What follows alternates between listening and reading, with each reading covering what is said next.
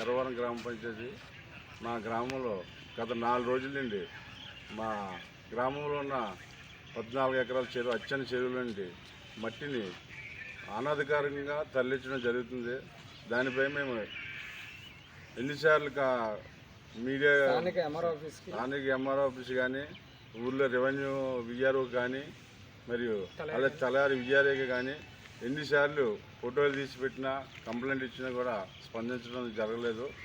దీనిపై 4 రోజుల నుంచి కూడా పేపర్కి వస్తుంది. పేపర్కి వచ్చినా సరే అధికారులు ఎవరో స్పందించడం లేదు.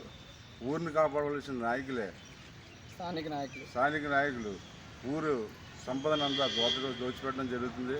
దీనిపైన ఆగ్రహం చెందిన మా ఊరి ప్రజలందరూ, గ్రామ ప్రజలందరూ ఒకటయ్యి దీన్ని ఎలాగైనా ఆపాలా, మా ఊరి సంపద అంతా బయటికి పోతుందని చెప్పేసి దాని మీద పూర్తి స్థాయిలో ఖండించి రాత్రి 12 గంటల నుంచి ఆ లారీలు ఆపి అక్కడ ధర్నా చేసి తగిన పోలీసు వారికి సమాచారం ఇవ్వడం జరిగింది. దీనిపై స్పందించవలసిందిగా అధికారులు కోరుతున్నాం.